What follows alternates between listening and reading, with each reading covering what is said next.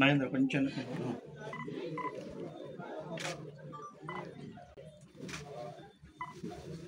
ఉండాలని ఆశిస్తున్నాను. కానీ ఆ బిడ్డ మీదకి ఎవరైనా సరే ఏ కీడైనా తలపెట్టాలనుకున్న ఎవరైనా సరే వాళ్ళ కీడు వాళ్ళ వైపుకే మండుతుంది. కానీ దేనికైనా ఏ సమస్య మీద కానీ అన్నిటికీ వైఎస్ఆర్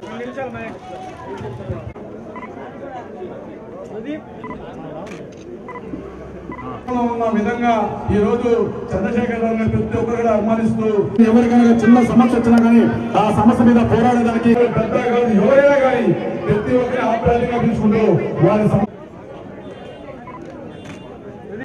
మహేష్ గారి అభినందించడానికి ఆశీర్వదించడానికి ఇచ్చేసినటువంటి ప్రతి ఒక్కరికి కూడా పేరు పేరున నమస్కారం తెలియజేస్తా ఉన్నాను.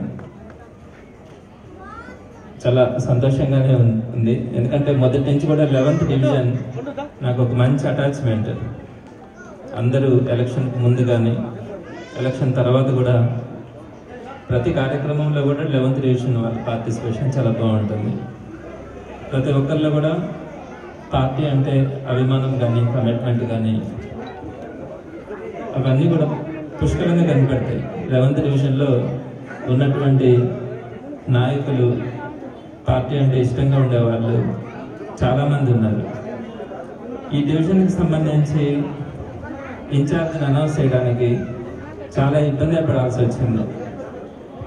లాస్ట్కి అందరూ కూడా ఏదో నిర్ణయం తీసుకోండి సార్ అని చెప్పి ప్రెషర్ కూడా చేయడం జరిగింది. ఎందుకంటే ఎవరిని తీసుకుంటే మళ్ళీ ఇంకొకరు బాధపడతారు అని చాలా కాలం వెయిట్ చేయాల్సి వచ్చింది.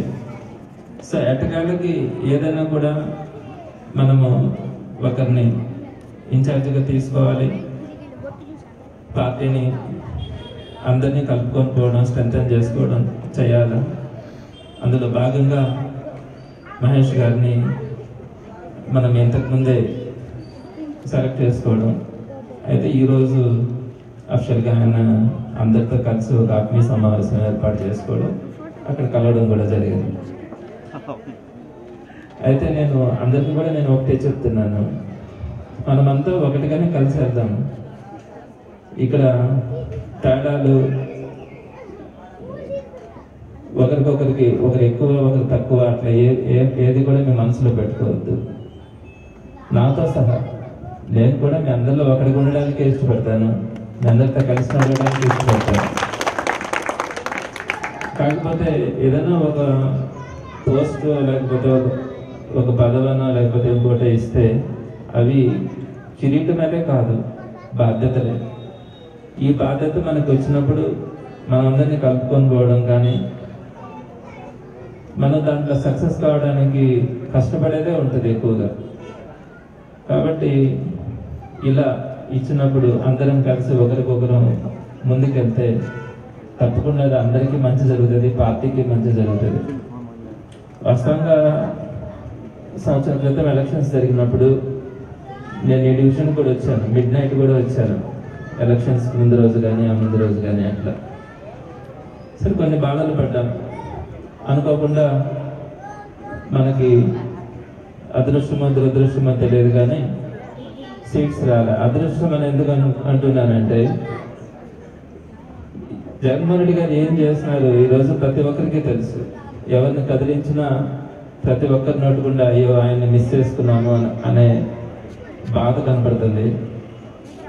అయితే ఇప్పుడు ఈ టైంలో పార్టీకి కానీ జగన్మోహన్ రెడ్డి గారికి కానీ ఎవరు అండగా నిలబడుతున్నారు, ఎవరు కష్టపడి పనిచేస్తున్నారు అనేది మన నాయకుడి దగ్గర నుంచి ప్రతి ఒక్కరికి కూడా అర్థమయ్యే పరిస్థితి ఈ ప్రతిపక్షంలోనే కలుగుతుంది. నేను ఎలక్షన్స్లో పార్టీ ఓడిపోయిన తర్వాత ఒక 1 or 2 days చాలా బాధపడ్డాను. ఎందుకంటే అసలు ఊహించలే ఖచ్చితంగా పార్టీ వస్తుంది అనుకున్నాను. అయితే నేను almost 2nd or 3rd day నుంచే నా మనసుకైతే అనిపించింది, ఎప్పుడు కూడా మనం ప్రతిపక్షంలో పనిచేస్తే ప్రజల బాధలు తెలుస్తాయి, కార్యకర్తల కష్టం తెలుస్తుంది. సో నాకు భగవంతుడు మంచి అవకాశం ఇచ్చాడని అనుకుంటాను.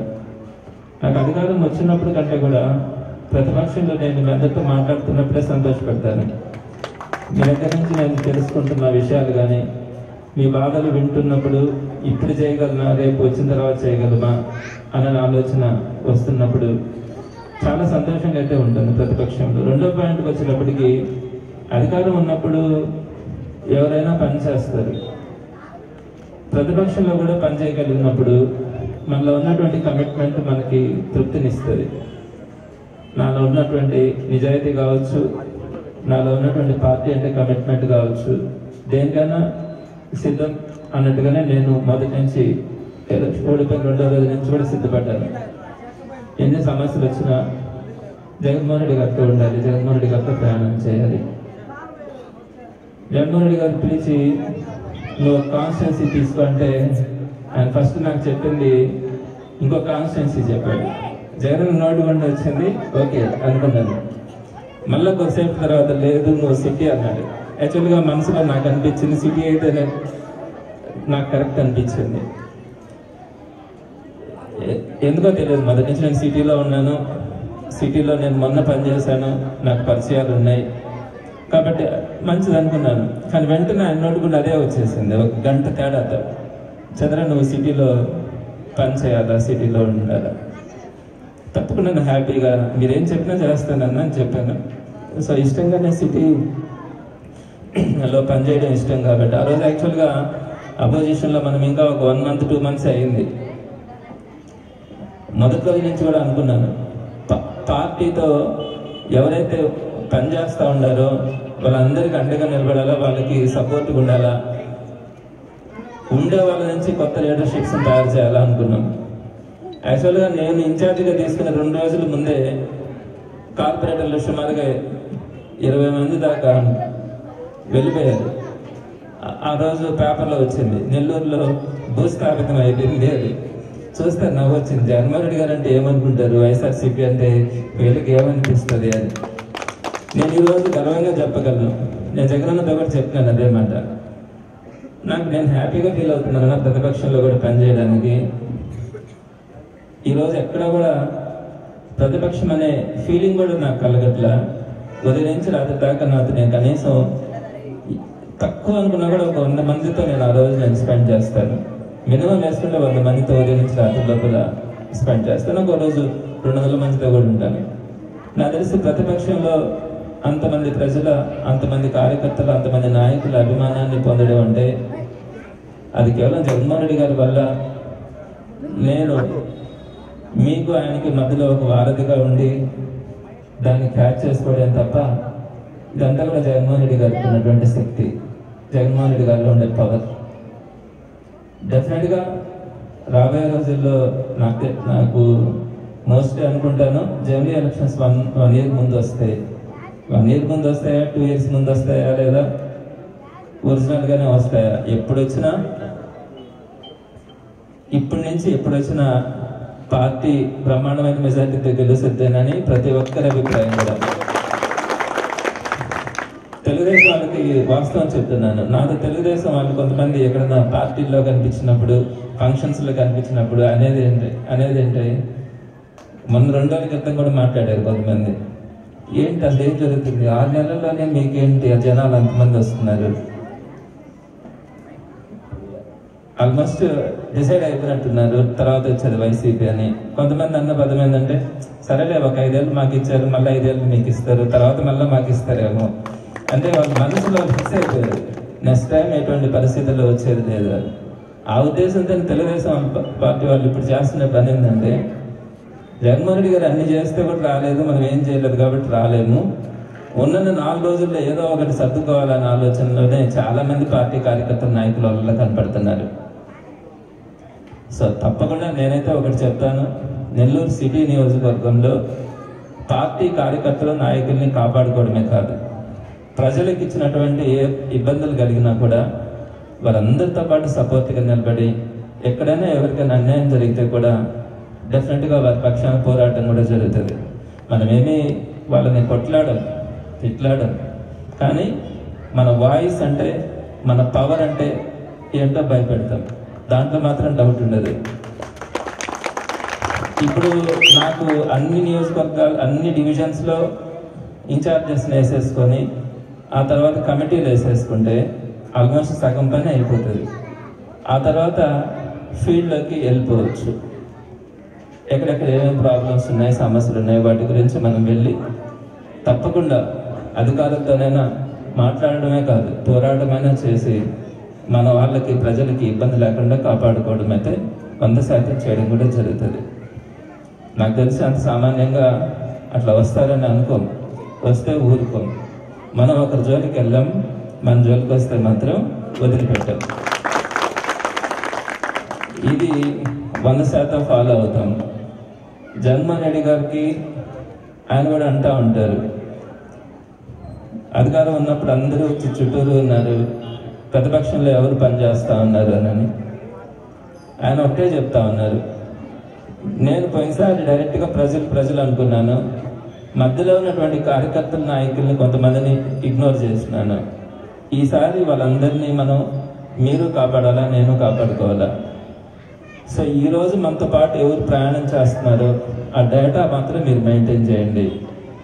వారందరికీ కూడా మన పార్టీ వచ్చిన తర్వాత ఆ గౌరవం గుర్తింపు వాళ్ళకి ఆ బెనిఫిట్ కలిగేటట్టుగా తప్పకుండా చేద్దామని జగన్ ప్రతి ఒక్కరికి చెప్తున్నారు. జగన్మోహన్ రెడ్డి గారు ఎప్పుడు చంద్రబాబు నాయుడు లాగా 5 నిమిషాల్లో మాట మార్చే ఇదైతే ఉండదు. ఆయన ఒక్కసారి ఒక మాట చెప్పినారంటే ఎంత కష్టం వచ్చినా, ఎంతమంది తన నుంచి విడిపోతారనుకున్నా, తను ఓడిపోతాడనుకున్నా ఆ మాట మీద మాత్రం పక్కకు రాడు. అటువంటి కట్స్ లీడర్ నేనైతే అనుకుంటాను. జగన్మోహన్ రెడ్డి గారి కోసం కష్టపడడం, జగన్మోహన్ రెడ్డి గారితో నడవడం, జగన్మోహన్ రెడ్డి గారితో దేనికైనా సిద్ధం అన్నట్టుగా వెళ్ళడం తప్పకుండా భగవంతుని ఇచ్చినటువంటి వరమని అనుకుంటాను. సో తప్పకుండా మీ అందరి అభిమానంతో 11th డివిజన్లో మనము మన పార్టీని స్ట్రాంగ్గా తయారు చేసుకుందాం. ఏ ఒక్కరూ మనసులో భేదాభిప్రాయాలు వస్తాయి, అన్నదమ్ములకి అక్క చెల్లెళ్ళకి కూడా వస్తాయి, కానీ మళ్ళీ మనం ఒకటి కావాలి. మన అల్టిమేట్ గోల్ ఏదైతే ఉంటుందో దానికోసం అందరం కష్టపడాలి, అందరం ప్రయత్నిద్దాం. అది మనకి మంచి జరుగుతుంది, సమాజానికి కూడా మంచి జరుగుతుంది, మనం గర్వంగా కూడా ఉండగలుగుతాం.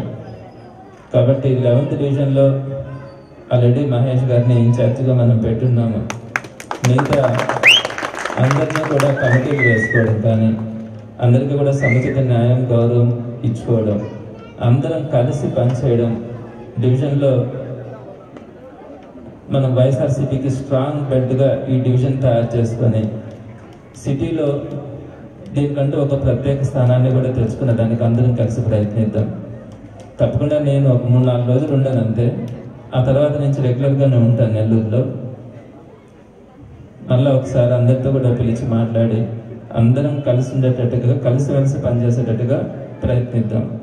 ఇక్కడికి వచ్చేసినటువంటి చాలామంది ఇంకా ఇక్కడే కూర్చున్నారు, కొంతమంది ఇక్కడ ఉన్నారు, అందరూ ఒకటే.